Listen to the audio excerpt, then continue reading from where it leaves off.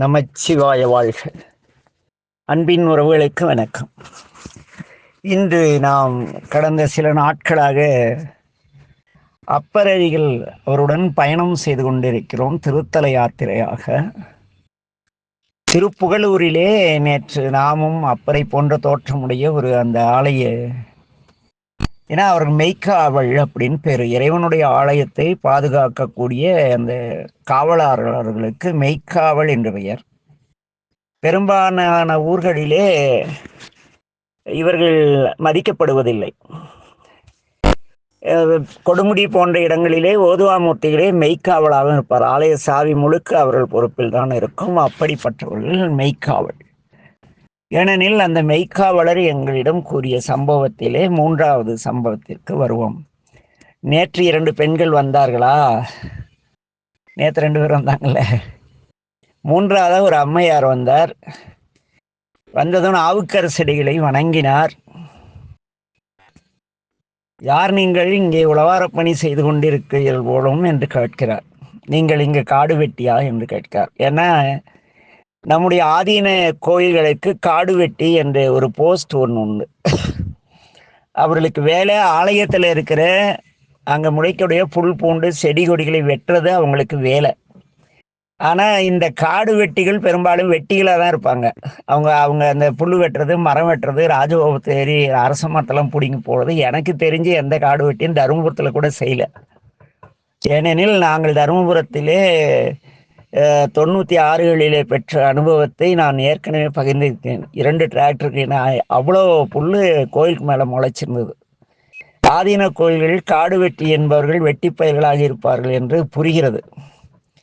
அப்படி அந்த காலத்திலே காடு வெட்டிகள் மிக மரியாதைக்குரியலாக அந்த ஆலயத்தை பராமரிப்பதால் ஆலய காவலர்களும் அந்த காடு வெட்டிகளும் அந்த ஆதிசைவ சிவாச்சாரனும் பண்பு மாறாதவர்களாகவும் பயபக்தியுடையவர்களாகவும் இருந்தார்கள். இன்று பெரும்பாலான ஆலயங்களிலே திருநீர் அணிந்த ஊழியர்களை பார்ப்பதே அரிது. ஆனால் அன்று வேறு நிலையில் இருந்திருப்பார்கள் போலும். அந்த அம்மையார் நாவுக்கரசரை பார்த்து, ஐயா தாங்கள் இங்கே காடு வெட்டியா என்று கேட்கிறாராம். கேட்டதும் நாவுக்கரசர் சொன்னாராம், இல்லைம்மா, என்ன எல்லாரும் திருநாவுக்கரசன்னு சொல்லுவாங்க. பல்வேறு ஆலயங்களில் நான் உழவார பணி செய்து கொண்டு அப்படியே தேசாந்திரியாக நாடோடி போல சென்று கொண்டிருக்கிறேன் அப்படின்னு நம்முடைய நாவுக்கரசடிகள் கூறுகிறார். இதை கேட்டதும் அந்த பெண்மணி, ஐயா தங்களை பற்றி நான் நிறைய கேள்விப்பட்டு இருக்கிறேன். தங்களை போன்ற ஒருவரை தான் நான் திருமணம் செய்து கொள்ள வேண்டும் என்று எண்ணியிருக்கிறேன். எங்கள் சோழ நாட்டிலே பெரும் நிறைய சிவாலயங்கள் இருக்கின்றன. இந்த சிவாலயங்களுக்கு உங்களை போன்ற ஒருவர் எங்கள் அரசு சபையிலே இருந்தால், அரசராக எங்கள் நாட்டிற்கு இருந்தால் எல்லா ஆலயங்களும் சிறப்பாகிவிடும். ஆகவே என்னை நீங்கள் திருமணம் செய்து கொள்ளுங்கள். அன்றெல்லாம் மணப்பெண் பார்த்து மணமகனை தீர்மானிக்கும் மரபு இருந்தது. நாவுக்கரசடிகளை மாப்பிள்ளையாக எந்த மாமனார் ஏற்றுக்க மாட்டார். இல்லை, மிகப்பெரிய சிவனால் ஆழ்ந்தார், எவ்வளோ பெரிய விஷயம் இல்லையா? அப்படி அந்த ராஜகுமாரி கேட்டதும் சாமிகள் சொன்னாராம், சாமி கண்ணு, யாருக்கிட்ட? அந்த பிள்ளைகிட்ட. நான் ஒரு சிவத்தொண்டன், சிவன் அடியார்னு அவர் சொல்லவே இல்லைங்க. எங்கேயுமே எந்த நாயன்மார்களும் அடியார்கள் பெருமை பேசியிருப்பதை தங்களை அடியார்கள் என்று சொல்ல மாட்டார். மணிவாச பெருமான் கூட பேசும் பொழுது, திருநீரை பூசப் பெற்றேன், என் அடியாரில் ஏசப்பெற்றேன். அடியார்னு சொன்னால் அவர் திட்டுற மாதிரி இருக்குமா? அவரே எப்படின்னா நாவுக்கரசில் எவ்வளோ பணிவான தொண்டர் இல்லை. அவர் சொன்னாராம், இல்லை அம்மணி, ஈஸ்வரன் நம்பெருமான் இந்த ஆலயங்களிலே உழவார பணி செய்வதற்கு எனக்கு மீண்டும் இளமை தந்திருக்கிறார். இது உன்னோடு சுகித்து வாழ்வதற்கு அல்ல. அதனால நீங்க வேண்டாம், இந்த ஆசையை விட்டுருங்கன்னாரான் நாவுக்கரசடிகள். உடனே அந்த பெண் கோபத்தோடு, நீங்கள் என்னை திருமணம் செய்து கொள்ளவில்லை எனில் நீங்கள் சோழ நாட்டில் மட்டுமல்ல, என் தாய் வழி உறவுகள் மிகுந்த பாண்டி நாட்டிலும் கூட உழவாரம் செய்ய முடியாது. அப்படின்னு கொஞ்சம் குரலை உயர்த்தி சொல்லிச்சான். அதை கேட்டது நாவுக்கரசிகள், ஓ இது பெருமானின் தேர்வு போடும், இந்த தேர்விலே நாம், இந்த பரீட்சையில நாம அந்த அவரு சொன்ன மாதிரி சொன்னாதான் நல்லா இருக்கும். அப்புறம் அந்த சொன்னதும் அந்த பெண் அப்படியே, யாரங்க இவரை புல்லு வெட்ட விடாதீங்க அப்படின்னா. உடனே நாவுக்கரசடிகள், ஆகா நம்பெருமான் நம்மை சோதிக்கிறார் போடும், இதற்கு பிறகு நாம் வாழ்வதற்கு இந்த பூமி ஏற்றதல்ல, பெருமானோடு கலந்து விடுவோம் என்று போய் மூலஸ்தானத்துல அக்னீஸ்வரர்கள் 2.5 கலந்தாராம் சாமி. யாரு? திருநாவுக்கரசு உள்ள போனாராம், ஒரு பெரிய நெருப்பு வந்துச்சா, அதுல போயிட்டாராம். இப்படி அந்த பெரியவர் இந்த வரலாற்றை கூறினார். ஆனால் அவர் சொன்னது கற்பனையா நிஜமா நடந்ததா, வழி வழியாக வந்த கர்ண பரம்பரை கதையா, அதெல்லாம் தெரியாது. இந்த சாமி இருக்கிறதுல, நம்ம சாமி இருக்கிறதுல மகா மோசமான எக்ஸாமினர், பரீட்சை வைப்பவர் இவர் தான். சுந்தரமூர்த்தி நாயனார் என்ன கேட்டாரு? சாமி தெரியாதனமா இந்த 2 பிள்ளைங்களை பார்த்து ஆசைப்பட்டுட்டேன், என்னை விட்டுருங்க, எனக்கு கல்யாணம் நடக்கிறப்ப தடுத்தாட்கொள்ளுங்கன்னு கேட்டார். இவர் இந்த 2 பிள்ளைங்களை எவ கூட கல்யாணம் நடக்கிறது, கமலினி அருந்ததை, இவங்க கூட கல்யாணம் நடக்கிறப்ப தடுத்தாட்கள் கேட்கல போல. உடனே நம்மால் என்ன பண்ணாரு, இங்க ஒரு கல்யாணம் திருவண்ணைநல்லூர்ல ஒரு கல்யாணம் பண்ணி வச்சு, எங்கடா கல்யாணம் பண்ற வான்னு தடுத்து ஆட்கொண்டாரு. முடிஞ்சு போச்சுல்ல, விட்டுற வேண்டியதானே. இந்த கிறிஸ் பிடிச்ச சாமி என்ன பண்ணிச்சுன்னா, அப்படியே திருவாரூர் கூட்டி போகுது. அங்க அந்த பறவை இருக்காரு, அவரை பார்த்ததுமே படபடான்னு பத்திக்கிச்சான் நம்ம சுந்தரருக்கு. எவ்வளவு மோசமான சாமி இல்ல. கற்பகத்தின் பூங்கொம்போ காமன் தன் பெருவாழ்வோன்னு நினைச்சாராம். யார? திருவாரூர் போன சாமி கூட தானே அந்த பூ கொடுக்குற அம்மாவை பார்த்துட்டு, இந்த ஆள் பண்ண சேட்டை தானே, திருவாரூர் தியாகேசா பண்ண சேட்டையில பெரிய சேட்டை இது. தடுத்து ஆட்கொள்வாரான். அப்புறம் ஒரு ஆள் அனுப்பிச்சு, இவன் என்ன பண்றான், இதை கல்யாணம் பண்ணிக்க நினைக்கிறானா அப்படின்னு எக்ஸாம் வைப்பாரான். இந்த ஆள் எக்ஸாம் வச்சாரா, ஜெயிக்க முடியுமா? ஃபெயில் ஆயிட்டாரு, கல்யாணம் பண்ணிட்டாரா? ஆனா அங்கதான் அடுத்து போயிட்டு இருந்தாரா தலையாத்திரையா? திருவொற்றியூர் போனா கம்மன ஒற்றியூருடைய வழிபட வேண்டிதானே. அவருக்கு முன்னே அப்பர் பாடி இருக்கிறார், மனமெனும் தோணி பற்றி மதியனும் கோளை ஊன்றி சினமெனும் சரக்கை ஏற்றி செறிகடல் ஓடும் போது மதனெனும் பாறைதாக்கி மறியும் போது அரிய ஒன்னா உனை எனும் உணர்வை நல்காய் ஒற்றியூருடைய கோவின்னு கேட்டிருக்காருல்ல. மதன்னா 2, கோபம்னு மதம் பிடிச்சி கோப வயசுன்னு பேரு, மதன்னா மன்மதனுக்கு ஒரு பேருண்டு. அந்த பதியத்துல நாவுக்கரசர் ஏற்கனவே வான் பண்ணிட்டு போயிருக்காரு சுந்தரருக்கு. சுந்தர திருநாவுக்கரசர் தேவாரத்தை படிக்கல போல இருக்கு. அங்க போனதும் அந்த பொண்ணு வந்து மாலை கடிகேறு மரபுல பிறந்த அந்த பெண் கொண்டாந்து அப்படி ஒரு கணம் தோன்றி மறைந்துதான். மறுபடியும் நம்மாலை கற்பகத்தின் பூங்கொம்போ சாமி அதை கல்யாணம் பண்ணுவீங்கன்னாரா. செட்டதானே அந்த சிவனுக்கு. அப்புறம் ஆனா நாவுக்கரசடிகள் தெளிவானவர், மிக கற்றவர், சமணத்திலும் நிறைய கற்றிருக்க, இந்த உலக மாயை பற்றி தெளிவாக உணர்ந்தவர். அந்த நிலையிலே இருக்கும் பொழுது அவர் நம்மால் பரிச்சை வைக்கிறாருன்ட்டு என்ன பண்ணிட்டாரு, போய் கலந்துட்டார். ஆக இங்கு என் அன்பின் உறவுகளே, நானாக இருந்தாலும் சரி, சில சூழ்நிலைகளை இறைவன் நம்ம தேறிட்டமானு பார்க்க ஒரு பெரும் தேர்வு வைப்பார். பொன் தருவார், பொருள் தருவார், போகம் தருவார். என்ன வேண்டுவோர்க்கு வேண்டுவனை எல்லாம் தருவார். என்ன அது ஒரு பாடல் உண்டு, நான் பின்வரும் ஏதோ ஒரு பதிவுகளில் அந்த பாடலை பதிவிடுகிறேன். பொன் தருவார், போகம் தருவார், புகழ் தருவார். யாருக்கு?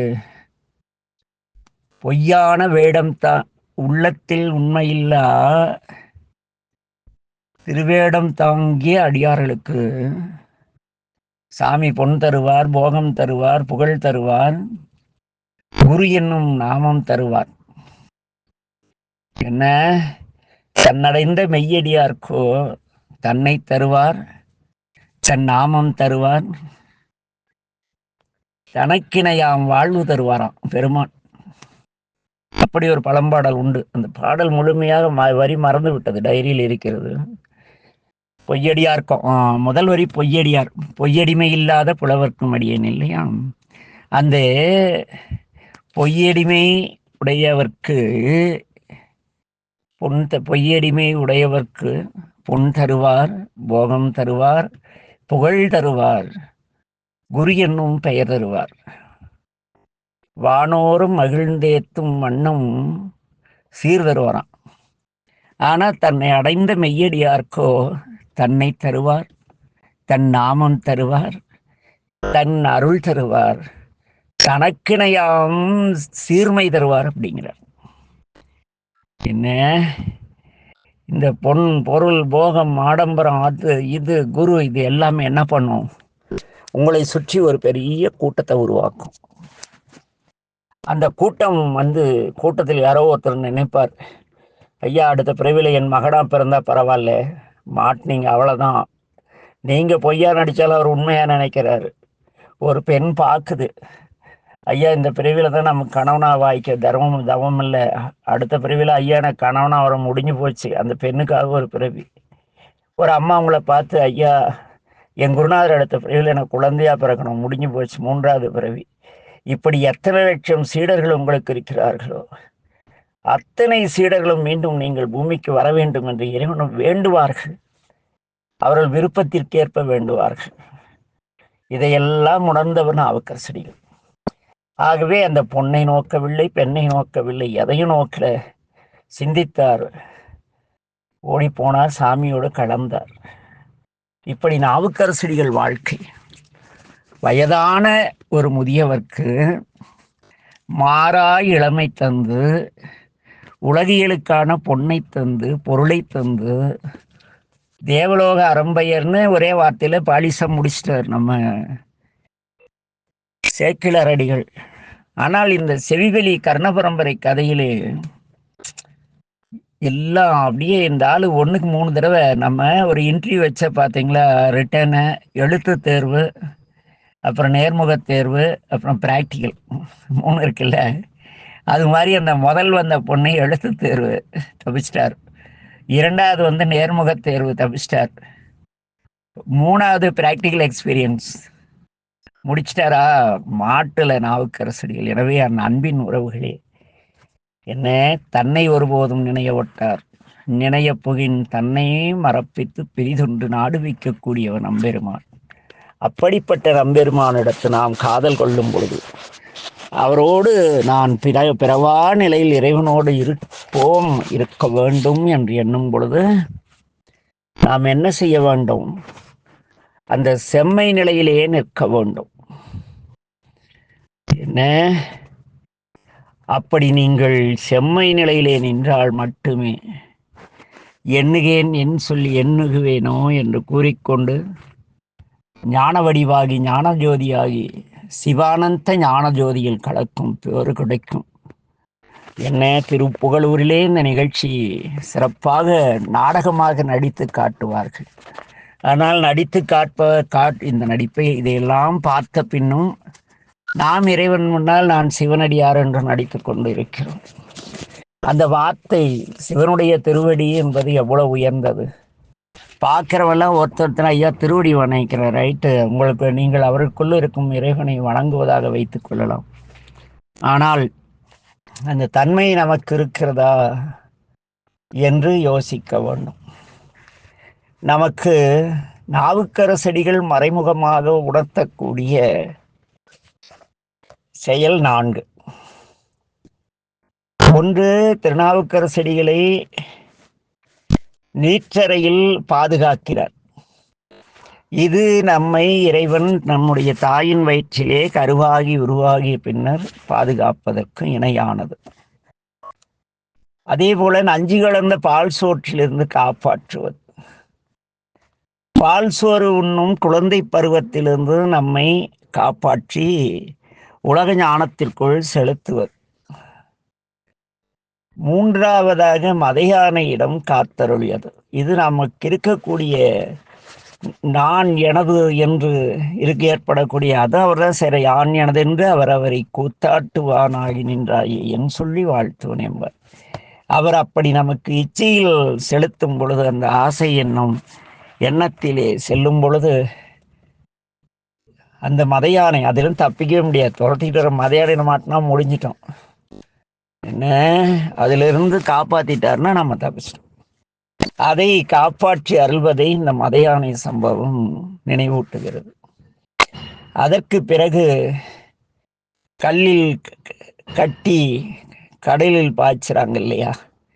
அது எப்படின்னா, நம்மை அறம் பாவம் என்னும் அருங்கயிற்றால் கட்டி இந்த பிறவியிலே சேர்க்கிறார் அல்லவா?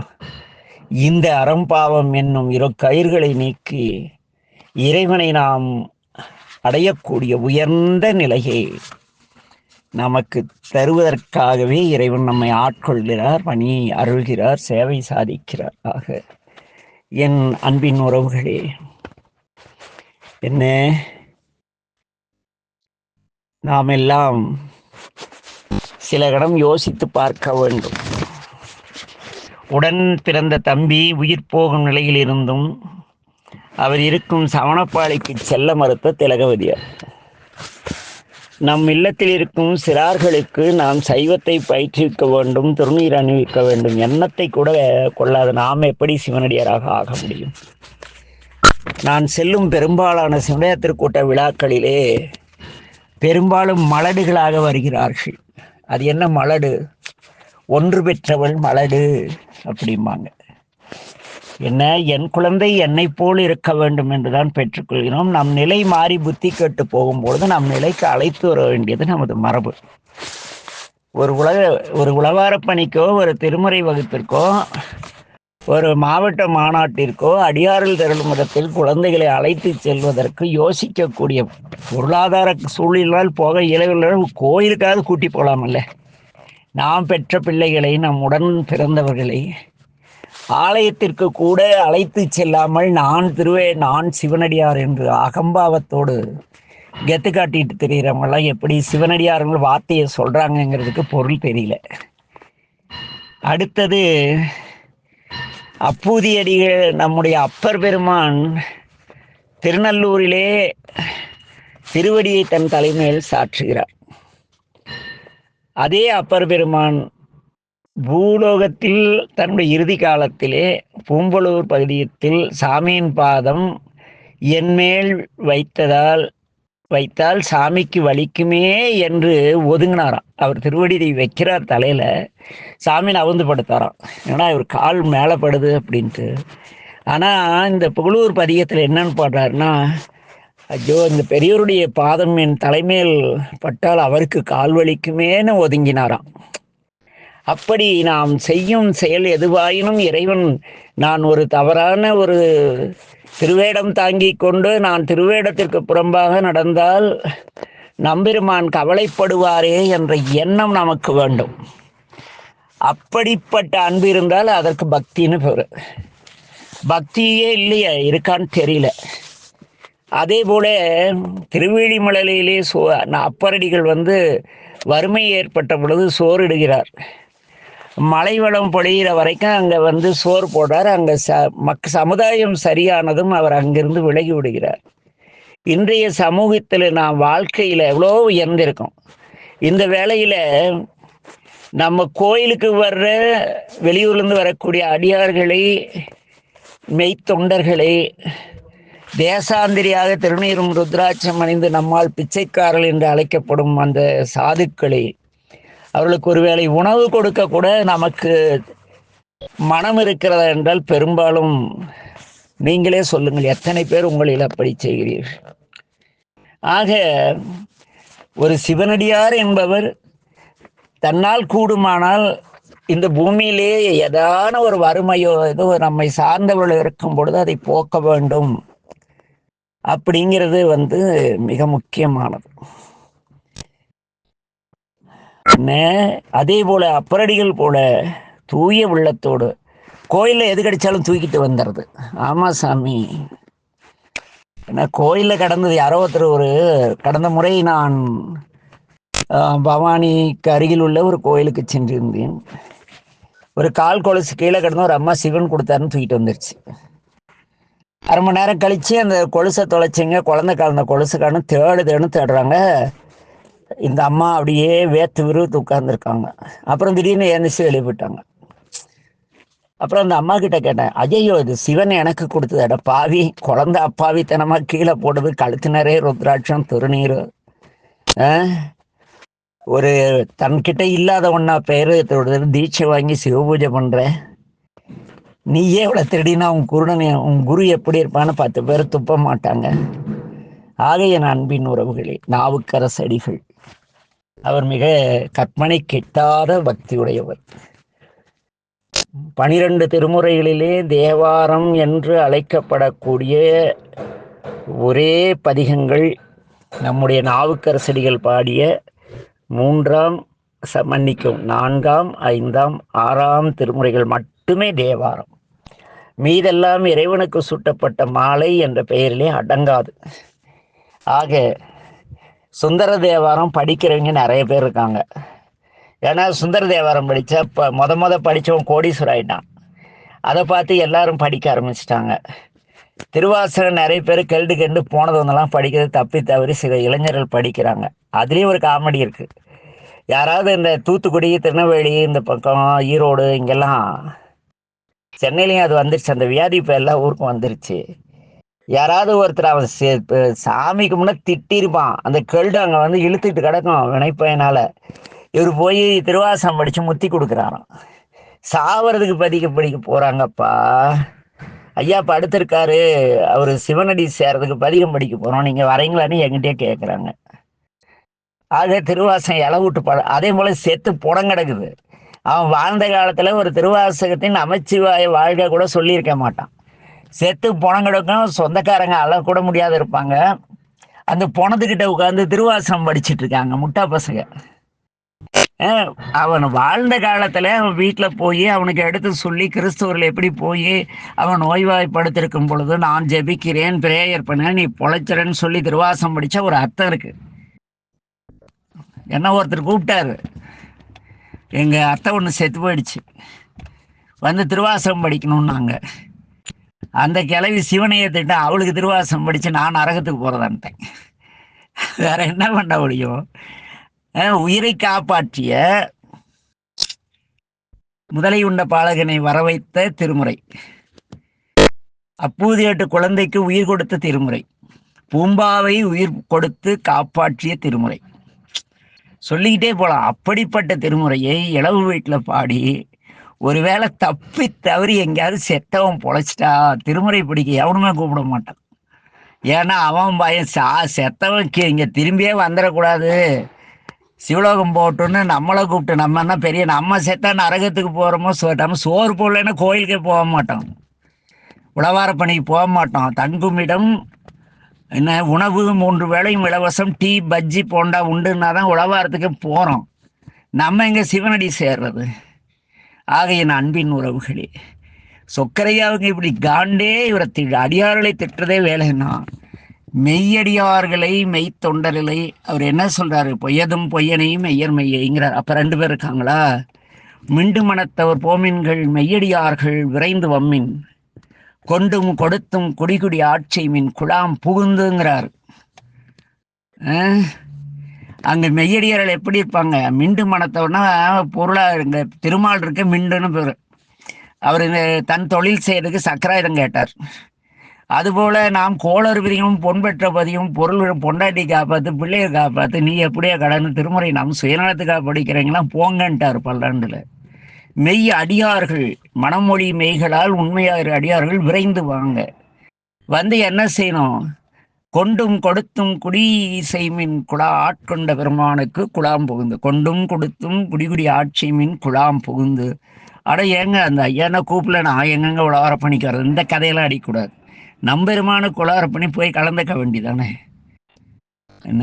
ஆக இந்த நம்ம இந்த கருத்து பேதங்கள், குரு பேதங்கள் இதெல்லாம் நீங்கி நாவுக்கரசர் கொண்டு ஒரு மகான், அவருடைய வரலாறை பேசும் பொழுது அவர் தன்மை நமக்கு வேண்டும் என்று வேண்ட வேண்டியது நமது கடமை. எனக்கு பிடிக்காத ஒரு பாடல் இருக்கு, திருநாவுக்கரசுடன் திருத்தொண்டின் நெறிவாளன்னு படிக்கிறாங்க.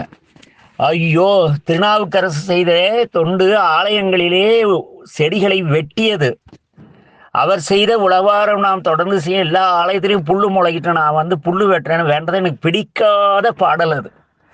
என்ன, தயவு செய்து அடியார்கள் திருநாவுக்கரசு உள்ள திருத்தொண்டின் நெறிவாளன்னு அன்பு கூர்ந்து பாடாதீங்க. நம்ம எல்லாம் பாடி பாடி தான் இருந்தாலும் கோயிலெல்லாம் முள்ளும் புல்லும் முளைக்க வச்சு கோயில் அழிச்சிட்டு இருக்காரு. புரியுதா? ஏற்புடைத்த இன்னும் ஏத்துங்கல்ல, என்ன வழக்கம் போல எங்கேயோ சோறு போட்ட இடத்துல புல்லு வெட்டுவோம். திருநாவுக்கரசு பெருமான் அவரோடு சேர்ந்த இந்த பயணம் இன்றோடு நிறைவு பெற்றது. நாளை திருவருளால் தொடர்வோம். நமச்சிவாய வாழ்க. எல்லா உயிர்களும் இன்புற்று வாழ்க. திருச்சிற்றம்பலம்.